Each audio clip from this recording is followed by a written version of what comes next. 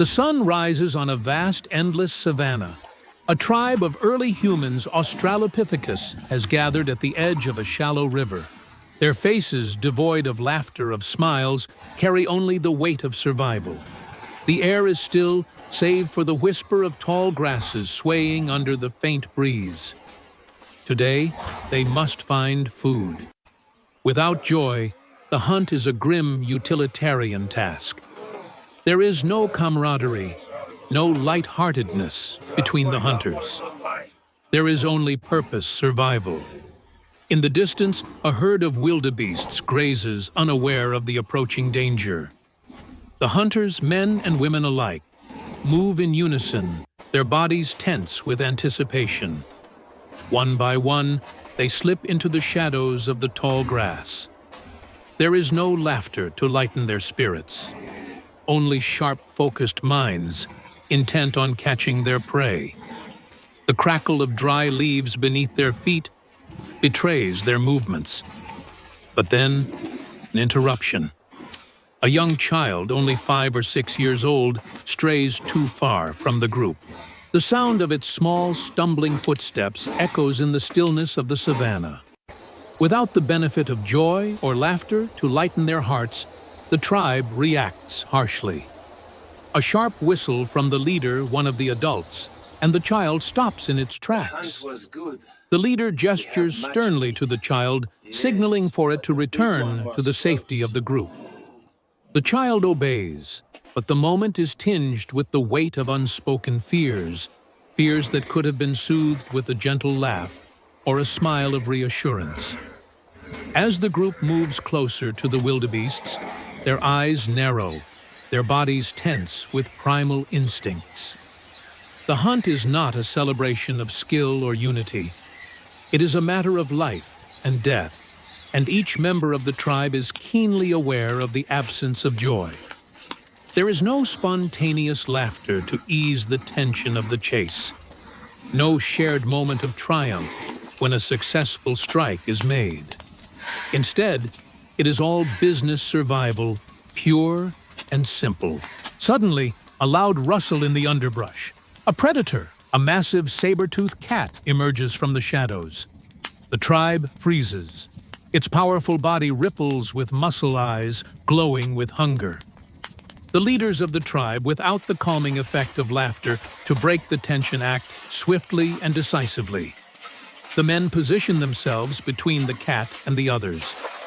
One of the hunters raises a long spear. His grip tight, his brow furrowed in concentration. A single silent breath passes between them. The tension is unbearable. The cat lunges its jaws, snapped shut, inches away from one of the hunters. The group scatters, each person retreating, moving with a calculated precision. There is no panic. There is no release of nervous laughter or relieved chuckles. The danger is real, and they face it head-on. The battle is brief, fierce, and deadly. The saber-tooth is forced to retreat into the shadows of the trees, wounded but alive. The tribe, shaken but resolute, regroups. They check their wounds, their faces grave. A few tender hands are placed on the shoulders of the injured, but the moment of physical healing does not bring emotional relief. There is no laughter. There is no shared joy in surviving this ordeal. Only a grim acknowledgement of the brutal reality of their existence. The day carries on in the same muted silence. As the tribe regroups, they begin the arduous task of scavenging for food. The absence of laughter is felt even more keenly as the members of the group carry out their duties with cold efficiency. A woman, her body weathered and lean from years of survival, bends down to collect berries. Her face is expressionless, focused solely on the task at hand. There is no joy in this simple act, no delight in the discovery of something sweet to ease the hunger. She hands the berries off to another woman whose eyes show only the steely resolve of someone who has lived too many years without the balm of happiness. By the fire that night, The tribe sits around in complete silence. There is no one to tell a story, no shared memory to evoke a smile or chuckle. They eat their small portions of meat and berries, chewing slowly, methodically. The absence of joy in their gathering is suffocating. The crackle of the fire is the only sound that fills the air, yet even it seems to be lacking its usual warmth, as if the absence of laughter has drained the very essence of life from the land. A child sits quietly next to the fire, staring into the flames. Her small hand reaches out to touch the warmth, but she pulls back before it makes contact. A small involuntary motion, an instinct to avoid pain, but it's not accompanied by a sound. There is no playful exclamation of hot or an outburst of laughter as the fire's heat startles her. Her expression remains unchanged. Without laughter, even the smallest moments of wonder or curiosity are muted, locked in a silent void. As the night deepens, the tribe begins to settle down. The members lay on the ground beneath the stars, their bodies stiff and tense. They sleep without the comfort of shared dreams or stories. There is no exchange of thoughts, no moment of joy in the safety of the night.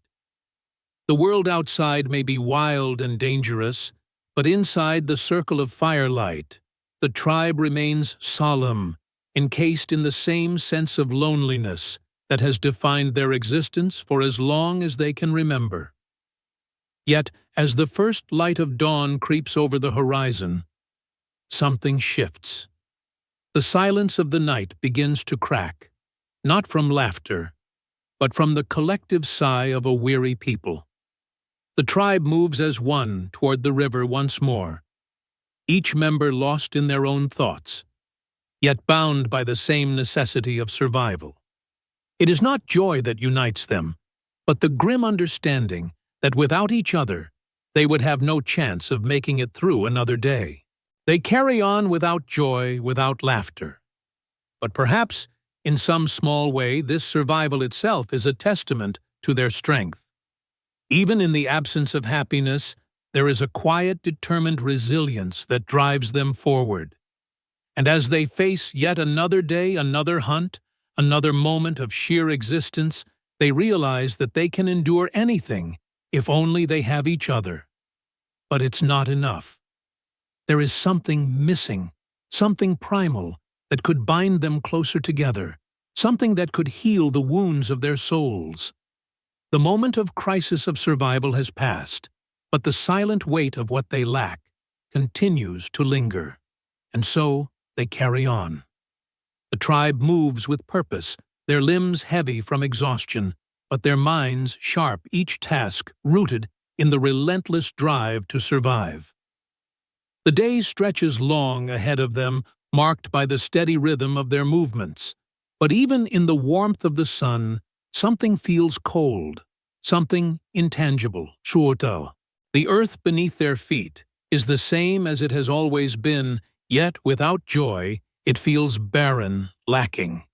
As they begin their trek toward a distant watering hole, they encounter a herd of giant mammoths, their massive bodies casting long shadows across the ground. The tribe halts in their tracks, their eyes wide, their bodies frozen in cautious awe.